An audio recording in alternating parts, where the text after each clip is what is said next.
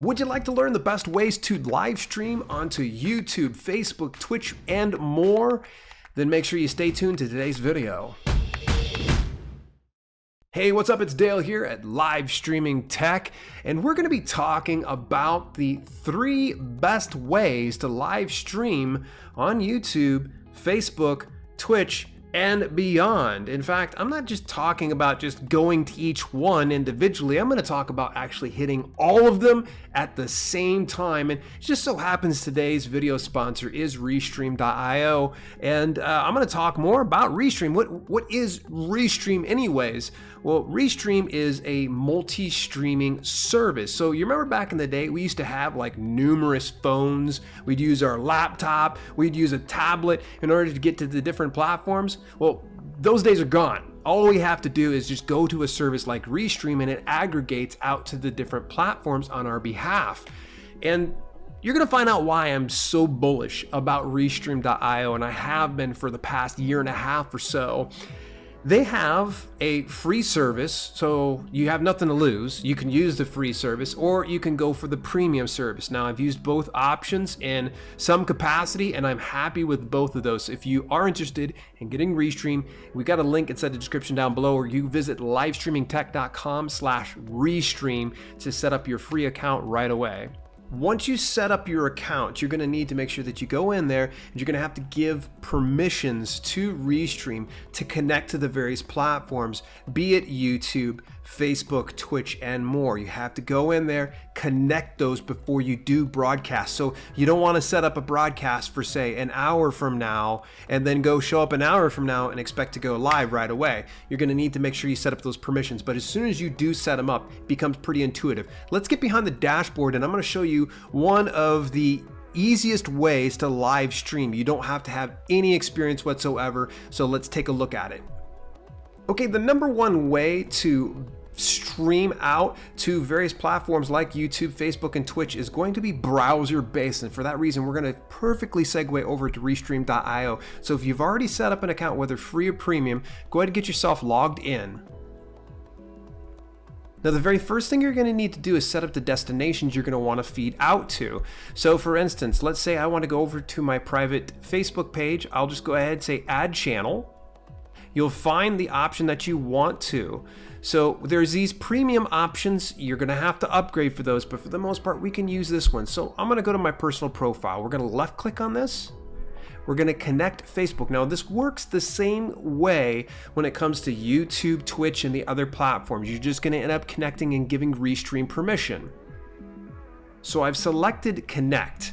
Now, it's going to probably let you log in and things like that, but since I'm already logged in and I've used this before, it's already going to be here. You'll notice in the drop down, it'll give you some other options. Some of these options may not be available to you. I do have the premium access, but we're going to use personal profile just for demonstration's sake today. I'm going to hit save, and it makes it available. Now, you'll notice I have all of these different avenues, and if I want to send it out to, say, Periscope, or if I want to send it out over to YouTube, I can do that right here. So it makes life kind of easy. The next thing you're going to want to do is go in and update the titles. So that way it aggregates out. So you can do that simply by putting in my live stream, whatever it might be. You can slip in a description, this description.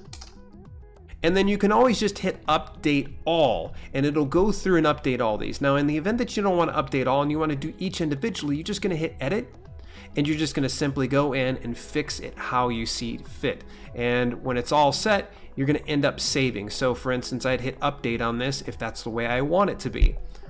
All right, the next thing is going to be social alerts. Hit your social alerts. And we're going to go into here and get them connected to places like Twitter, Discord, or even Facebook, and then get it to where it's all set right here and it's ready to go. So let's say, for instance, live streaming now. Join me at xyz.com. And I would just hit update. So that way when it feeds off, it's going to go ahead and share that right there. So if we're ready to go, what we're going to do is we're going to go into the browser-based system. We're going to hit left click on Live Studio. It's going to access your camera, or it might even ask to access your camera. We're going to go ahead, since it's trying to pick up my camera right now, I'm going to get my secondary camera. We're going to left click here, going to hit the drop down, find my camera, There it is. And we're going to go ahead, make sure the audio is set to where we want it to. All right, and then we're set. So we're going to hit retry. And boom, so you can see that everything's ready to go. Now, we're not live right now. It has sets it up to where it previews this, and you'll notice on the right hand side it has the spotlight. When we shut that spotlight off, it's going to go to a saved image of some sort. So you see that? We turn it back on. If you have a guest that you want to bring on as well, the guest is going to be over in this portion, and I'll get to that in just a second. We're going to hit for invite guests. We can left click that. We'll give them the actual key to get into here, and we can actually bring them in. Now the next thing is going to be maintaining the chat. So let's say you're live and someone starts chatting, we can actually showcase that by left clicking on this, and we could select any one of them as we go along, and if we're tired of seeing it, we just hide the message from stream. The next thing is going to be captions. Get it to where you set yourself up to where you promote your stuff. So it's just as simple as filling in your primary text. The thing that's going to be on the top line, and then the secondary text is going to be on the bottom line. So let's say, for instance, I've got a guest coming on, my buddy Dan, and I want to go ahead and plug his specific LinkedIn profile. This would be the way I do it. Let's say I want to subscribe me on YouTube. There we go. We do it that way. And we can just shut that off when we're all done. All right, and it seems to just be limitless. You can just put in a bunch of them, and if you don't like it, you can always just remove it and it'll get rid of it. Now, let's go into graphics. This is where it gets a little bit of fun. You can actually upload some of the different graphic assets. So let's say that you want to have some type of a branding up here. We're going to go ahead and left click that, and it'll pop up here. Pretty cool, right? You're going to want to make sure you're using a PNG transparent file. All right, so the next thing is going to be any kind of like a hold screen of some sort. You're going to make sure you have that set up so that way when you shut off your camera, it comes over to your specific hold screen. Now it has a dimension of 1920 by 1080, so any of the images that you upload here, you can use that. Last but not least is going to be the setup, and this is exactly what we went through before, where we chose all of the different channels, and we can update all of them if we wish to. And it's all pretty intuitive. When you're ready to go live, you just hit go live and it goes over to the different platforms. Now, Walt's going to show you two other ways that you can actually go live, and probably two of them are my best methods. See if you can guess which one's my favorite. Hi, it's Walt from Livestream Tech, and I have some OBS Studio and Streamlabs OBS tips for you today.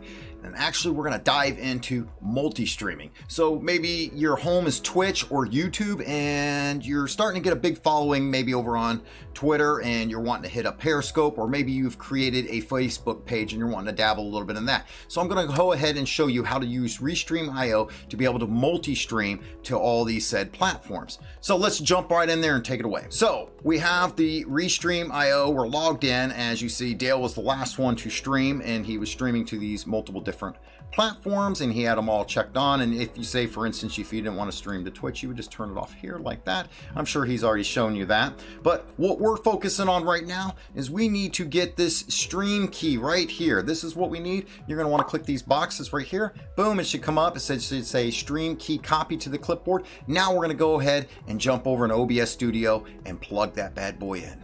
Okay, so this is what we're going to want to do is we're going to go ahead and we're going to click the settings over here. Sorry, not the sprocket. That would be Streamlabs OBS. We're going to click settings, and as it will open, we already have that key copied from Restream IO, and we're going to click on this. We are going to change the drop down.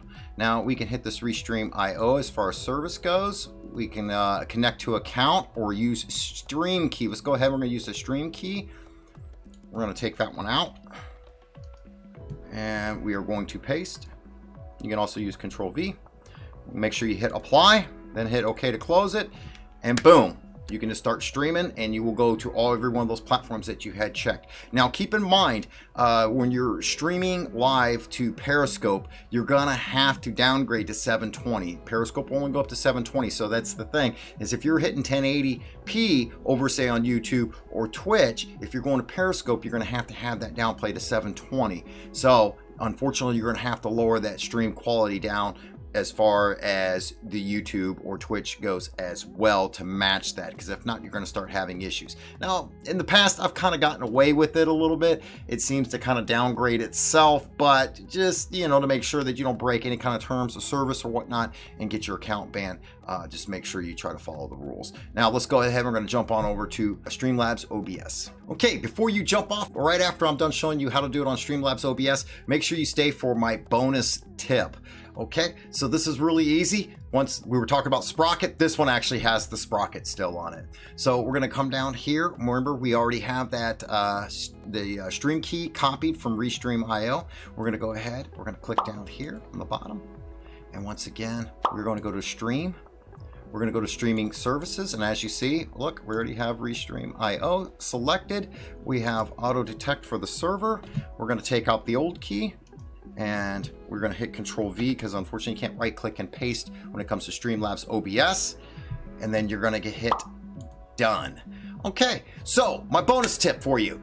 Now, if you're using XSplit or any other encoding software, you can do the same strategy. You just copy that key, you go in, and wherever you're streaming to, and it might have services. If it doesn't have services, go down to custom, drop that key in, and you will be able to stream to the multiple different platforms that you choose.